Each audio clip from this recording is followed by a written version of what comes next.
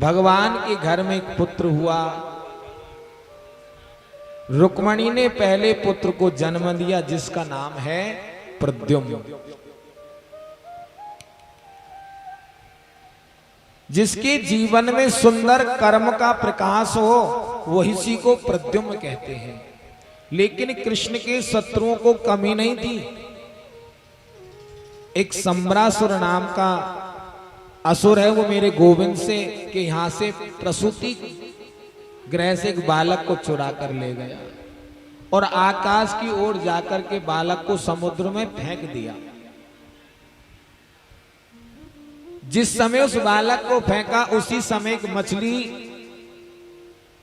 उस समुद्र से बाहर मुंह निकाल करके, मुंह खोल करके सांस लेने लगी और वह बालक उस मछली की मुख के द्वारा उसके गर्भ में चला गया।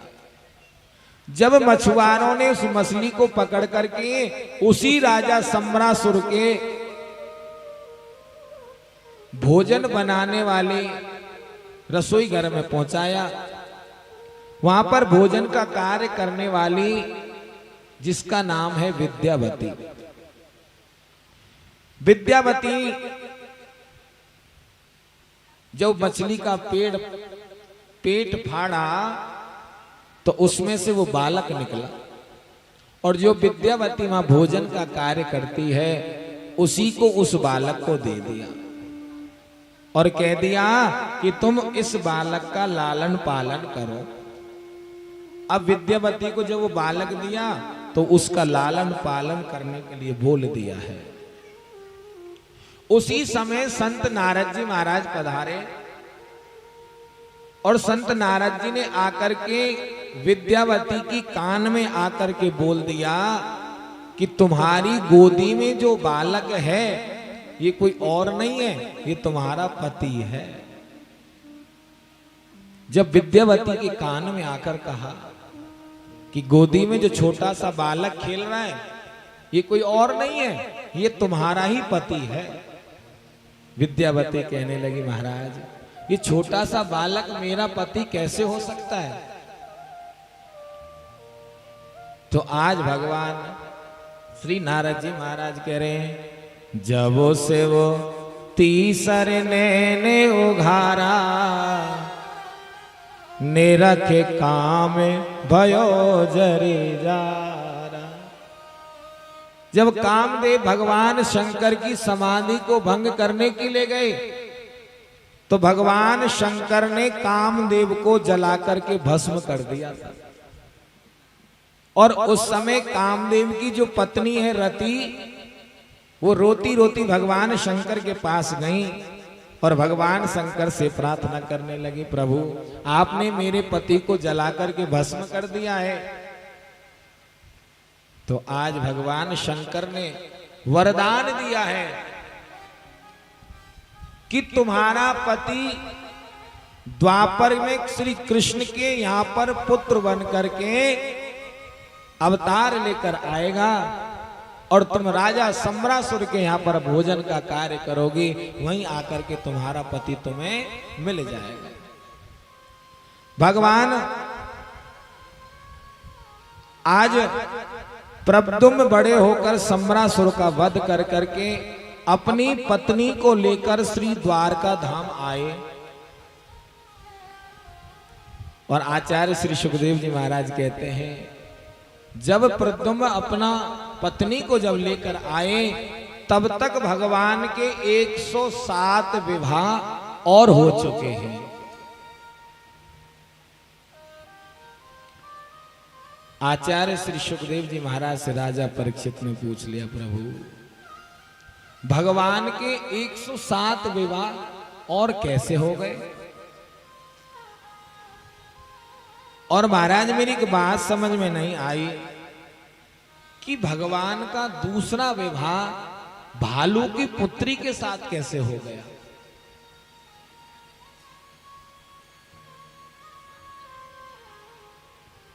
परीक्षित बड़ी मन लगा करके कथा को सुन रहे हैं।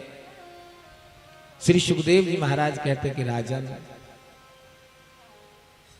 द्वारका में एक राजा आए और उस राजा का नाम है सत्राजित। सत्राजित महाराज बड़े ही प्रतापी राजा हैं और उनके पास एक मणि है, उस मणि का नाम है स्मंतक मणि। उस स्मंतक मणि की 10 घंटे पूजा होती है और वह प्रतिदिन 8 भार सोना देती है। और सज्जनों, 8 भार का मतलब होता है 8 तोला नहीं होता, 8 किलो भी नहीं होता।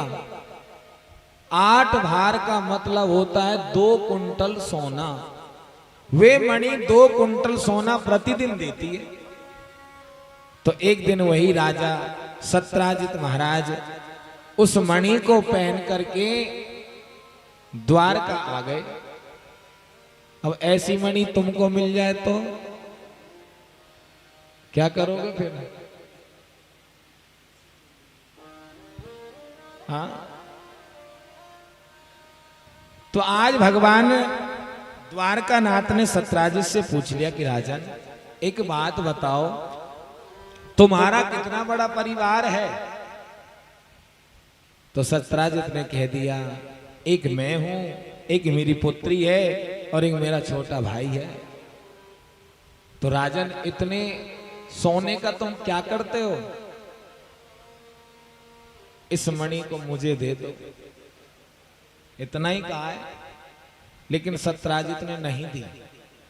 सत्राजित लौटकर अपने महल चले गए और एक दिन सत्राजित महाराज का जो भाई है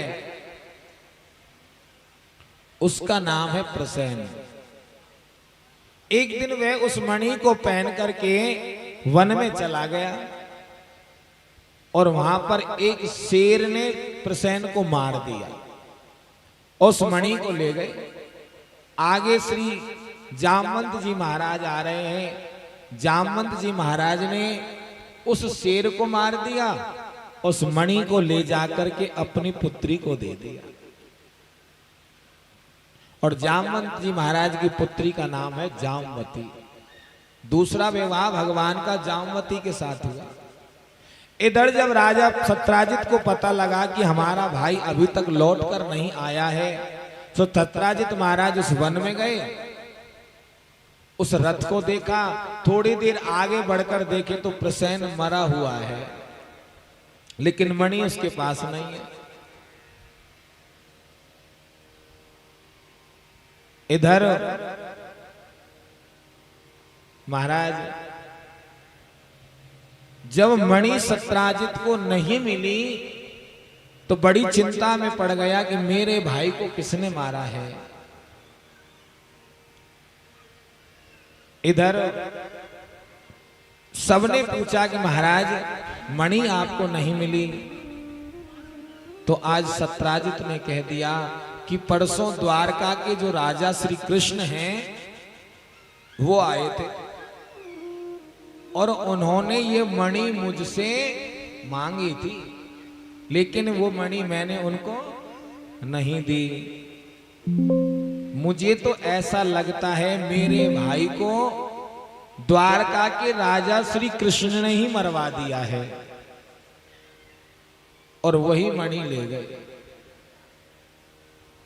क्योंकि चोर चोरी छोड़ सकता है, लेकिन हेरा फेरी कभी नहीं छोड़ सकता। चोर तो वो पहले से ही। अब द्वारका का राजा बन गया तो क्या हुआ, लेकिन ब्रजमंडल में तो वो गाय चराता था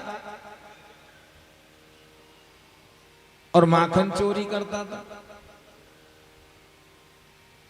उड़ती उड़ती बात यह है भगवान के कानों तक पहुंची कि सत्राजित महाराज कह रहे हैं कि तुमने मणि के कारण उनके भाई को मार दिया है। भगवान कहने लगे, मैंने तो आज तक उसके भाई को देखा भी नहीं है, प्रसेन को। इतना बड़ा कलंक मेरे गोविंद को लग गया। भगवान को आज रात्रि में नींद नहीं आई। पूरी रात भगवान बेचैन रहे कि इतना बड़ा कलंक, मैंने ऐसा कुछ किया भी नहीं है, लेकिन ये झूठा कलंक मेरे ऊपर लग गया। और सज्जनों, संसार में यदि सबसे काला कुछ है, संसार में सबसे ज्यादा काला क्या है? संसार में यदि सबसे ज्यादा काला है तो महाराज वो कलंक है। व्यर्थ का कलंक लग जाना। हमने काम किया भी नहीं है और उसका कलंक हमें लग जाए। तो आज भगवान को पूरी रात नींद नहीं आई। परमात्मा कभी किसी को कलंकित ना करे,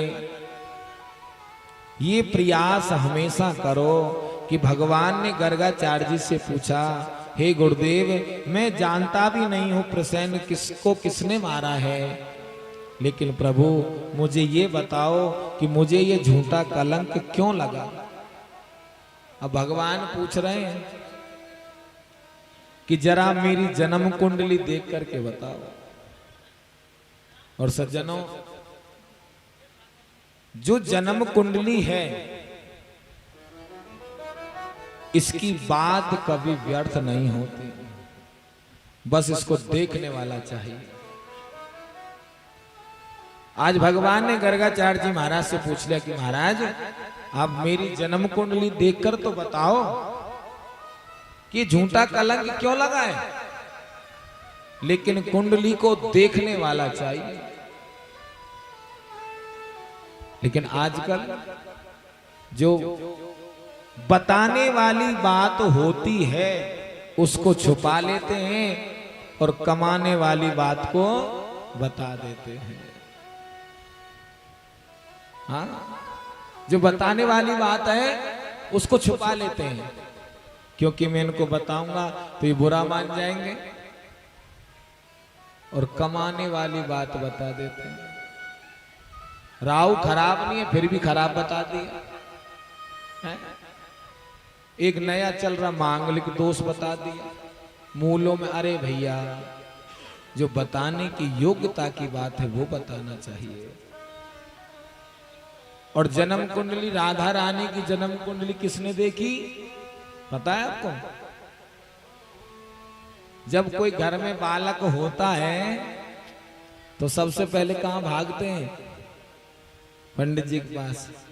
जरा देखना घर में बच्चा हुआ है, कौन से पैरों में हुआ है, मूलों में तो नहीं हुआ, कौन सी घड़ी में हुआ है, कौन से नक्षत्र में हुआ है।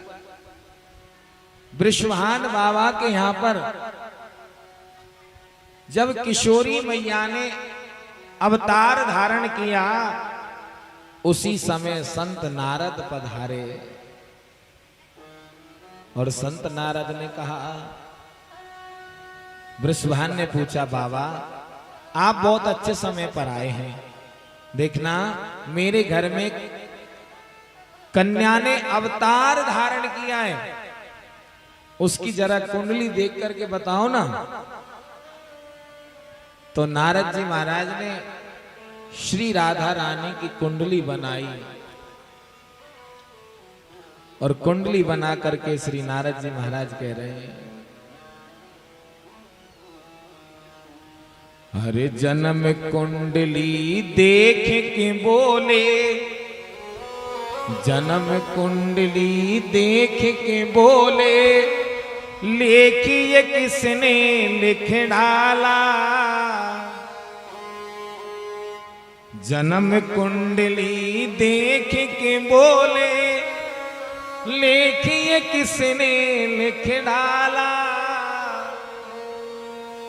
और जिससे तेरा प्रेम बढ़ेगा वो होगा मुरली वाला।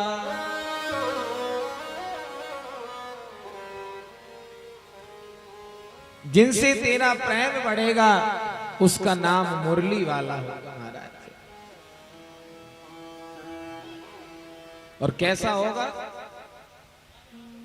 भोली भाली सूरत होगी। कैसा होगा वो कन्हैया? अभी राधा रानी का जन्म हुआ लेकिन पहले ही बता रहे हैं। भोली भाली सूरत होगी और होंगे घुंघराले बाल, और होंगे घुंघराले बाल। माखन चोरी की आदत होगी, पर होगा कोई एक ग्वाला, पर होगा कोई एक ग्वाला। और कन्हैया श्री संत नारद जी कह रहे हैं, साथ निभेगा तेरा उसका, साथ निभेगा तेरा उसका, ये कागज पे लिख ले तो, ये कागज पे लिख ले तो।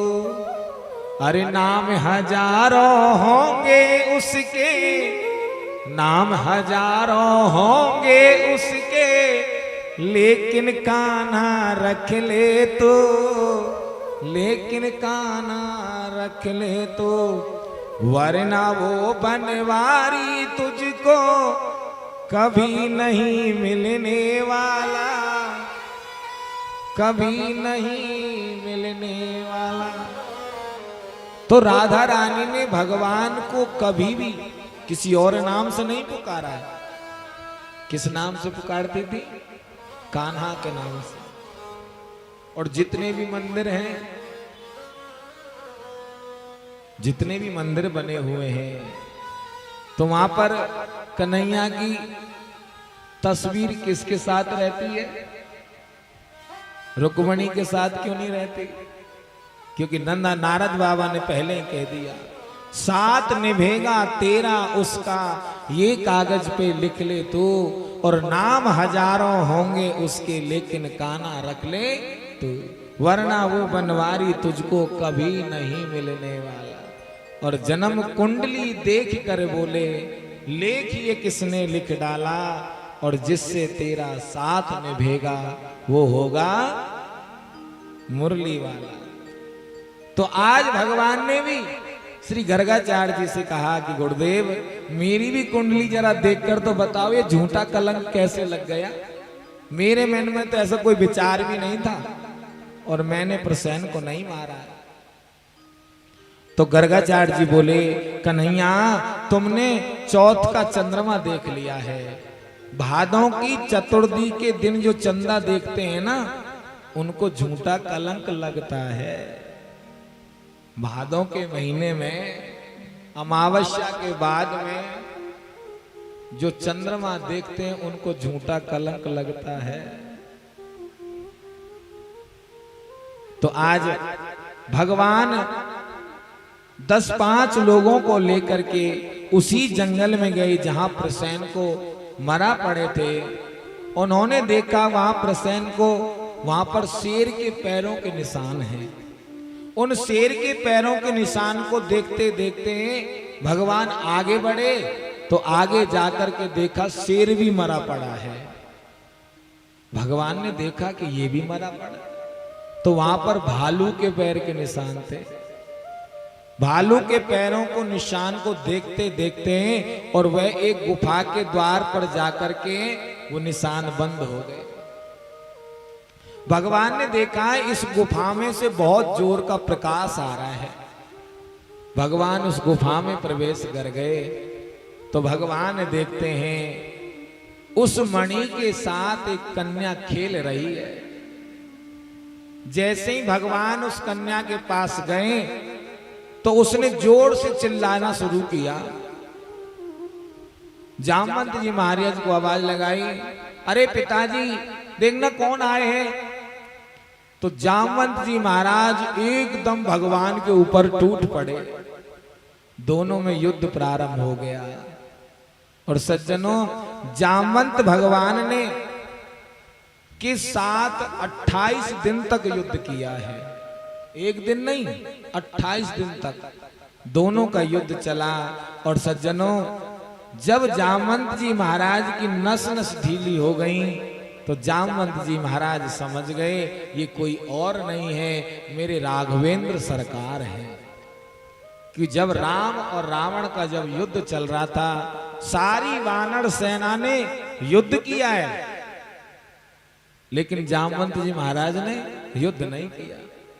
जामवंत जी महाराज कहते थे कि पूरी रावण की जो सेना है उसमें मेरे बराबर का योद्धा कोई नहीं है, और युद्ध हमेशा बराबर वाले से करना चाहिए। यदि लड़ाई लड़नी है ना तो बराबर वाले से लड़कर देखो, पता लग जाएगा। प्रेम से बोलो। पहली बात तो जहां रहें, जिधर भी रहें, सबसे के साथ मिलकर रहना चाहिए, प्रेम से रहना चाहिए। लेकिन किसी किसी की आदत होती है लड़ने की, तो भैया जब ज्यादा लड़ने का ही शौक है ना तो बराबर वाले से लड़ना, तब पता लगेगा लड़ाई क्या होती है। प्रेम से बोलो। तो जामवंत जी महाराज ने कहा कि महाराज मेरे बराबर के बस दो योद्धा हैं, एक तो रावण मेरे बराबर का योद्धा है और दूसरे भगवान स्वयं राम हैं। तो रावण के साथ तो मैं युद्ध कर नहीं सकता, क्योंकि इनका उद्धार तो स्वयं भगवान करेंगे। और यदि भगवान के साथ युद्ध करूंगा तो जिनके साथ में खड़ा हूं उनसे युद्ध करूंगा तो लोग क्या कहेंगे। तो भगवान ने उनको मन ही मन वरदान दिया कि जामवंत जी महाराज, हम तुम्हारी ये इच्छा जब द्वापर में कृष्ण बनकर आएंगे ना तब तुम्हारी इस को पूरी करेंगे। तो आज भगवान ने जामवंत जी महाराज की वो मन की मनोकामना द्वापर में आकर पूरी की है। अब जामवंत जी महाराज के सामने भगवान हाथ जोड़कर खड़े हो गए कि प्रभु, जो आपकी पुत्री के हाथ में जो मणि है ना, ये मुझे दे दो भगवान, क्योंकि इस मणि के कारण मुझे झूठा कलंक लगा है। जामवंत जी महाराज कहने लगे, कन्हैया मैं तुम्हें ये मणि नहीं दे सकता। क्यों नहीं दे सकते प्रभु? क्योंकि हमारे यहाँ की एक परंपरा है। क्या परंपरा है भगवान?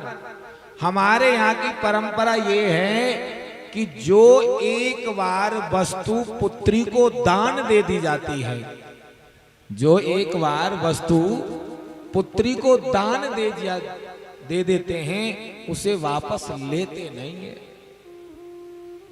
कन्या का खाते नहीं है।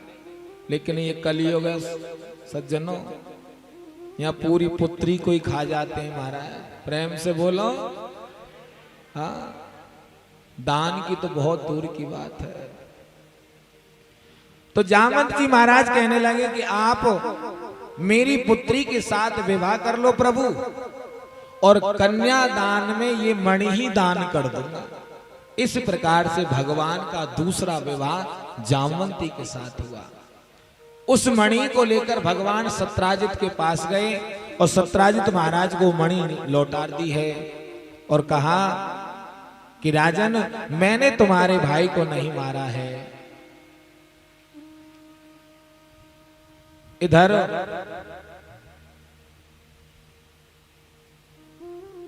सत्राजित महाराज बड़े लज्जित हुए, उन्होंने उस मणि को नहीं लिया। लेकिन भगवान सत्राजित महाराज की जो पुत्री है जिसका नाम है सत्यभामा, तीसरा विवाह भगवान का सत्यभामा के साथ हुआ। और भगवान जो मणि थी सत्राजित ने वो भगवान को दी, लेकिन भगवान ने उस मणि को नहीं लिया है।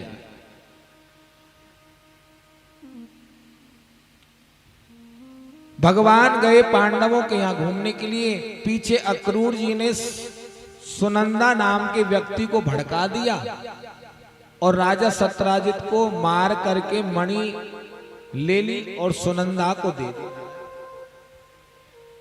पिता की मृत्यु का समाचार सुनकर रोती हुई सत्यभामा हस्तिनापुर पहुंची और वहां जाकर भगवान श्री कृष्ण से बोली, आप यहां पर चौपड़ खेल रहे हैं और उधर मेरे पिता को सुनंदा नाम ने मार दिया है, और मणि को लेकर ससुर जी की मृत्यु का समाचार सुनकर आज मेरे गोविंद बहुत जोर से रोए हैं।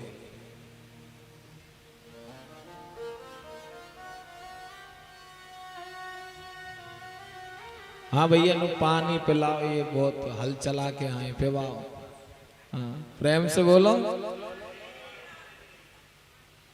तो आज भगवान जैसे ही सत्यभामा ने कहा कि मेरे पिता की मृत्यु हो गई, तो भगवान बहुत जोर से रोए, क्योंकि सत्यभामा को गले लगाकर भगवान, मुझे बहुत कष्ट है देवी, मेरे ससुर जी को मारने वाले को मैं छोड़ूंगा नहीं। सुखदेव जी कहते हैं कि राजन, इतनी जोर से तो मेरे गोविंद कभी नहीं रोए। सतधर्मा जय हो। तो आज राजा ने, परीक्षित ने पूछा, काहे को रोए भगवान इतनी जोर से?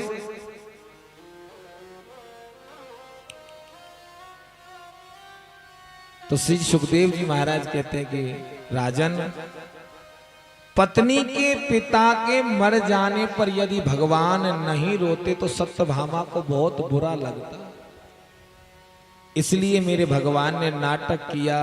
मेरे गोविंद सबके आगे ऐसा लगा कि सत्यभामा की भगवान बड़े दुखी हैं, तो सत्यभामा को भी दुख बट गया। लेकिन भगवान ने सुधर्मा का भी का अंत किया है और अक्रूर को वो मणि दे दी है महाराज, और कहा कि 10 घंटे तुम उसकी पूजा करना, और पूजा करने के बाद जो ये 2 कुंटल सोना देगी, उस सोना को ला करके द्वारका के खजाने में जमा कर देना। इधर भगवान एक दिन अर्जुन को साथ लेकर घूम रहे थे, तो वहां देखते हैं कि सांवली सलोनी एक कन्या बैठी है यमुना के किनारे। भगवान ने पूछा कि अर्जुन जरा जाकर देखना, ये अकेली कौन बैठी है। अर्जुन उनके पास गए। अर्जुन ने पूछा उस स्त्री से, आप कौन हैं देवी, और एकांत निर्जन वन में अकेली क्यों बैठी हैं? तो उस स्त्री ने कहा कि मैं सूर्य की पुत्री हूं और यमराज की बहन हूं, और मेरा नाम है कालिंदी, यमुना मेरा नाम है। श्री कृष्ण को अपने पति के रूप में वर्ण करने के लिए यहां तपस्या कर रही है। अर्जुन बोले, वो तो मेरे साथ रथ में ही बैठे हैं। अर्जुन ने यमुना का हाथ पकड़ करके भगवान श्री कृष्ण को दे दिया, और अर्जुन कहने लगे, प्रभु आजकल तुम्हारी बृहस्पति बहुत अच्छी चल रही है, जहां जाते हो वहीं से बहू ले आते हो, समय बहुत अच्छा चल रहा है, जहां जा रहे हो वहीं बहू मिल रही है। तो इस प्रकार से भगवान का चौथा विवाह यमुना के साथ हुआ। इधर विंद और अरविंद नाम के 2 भाई हैं, दोनों की एक परम लाडली बहन है जिसका नाम है मृत वृंदा, परम सुंदरी है। 5वां विवाह भगवान का मृत वृंदा के साथ हुआ। एक नगजती नाम के राजा हैं जिनके यहाँ पर 7 बैल हैं। उस राजा ने ये प्रण किया था, जो 7 बैलों की नाक में एक साथ नथेल डालेगा, उसके साथ हम अपनी पुत्री का विवाह करेंगे। तो आज भगवान ने अपने ही स्वरूप से 7 स्वरूप प्रकट किए और 7 की बैलों की नाक में नथेल डाल दी, और इस प्रकार से भगवान का 6ठा विवाह नग्नजिति के साथ हुआ है। इधर एक राजा देव नाम के पराक्रमी राजा हैं, 7वां विवाह भगवान का भद्रा के साथ हुआ, और 8वां विवाह भगवान का लक्ष्मणा के साथ हुआ है। इस प्रकार से भगवान के विवाह हो गए, 8 भगवान के विवाह हो चुके हैं।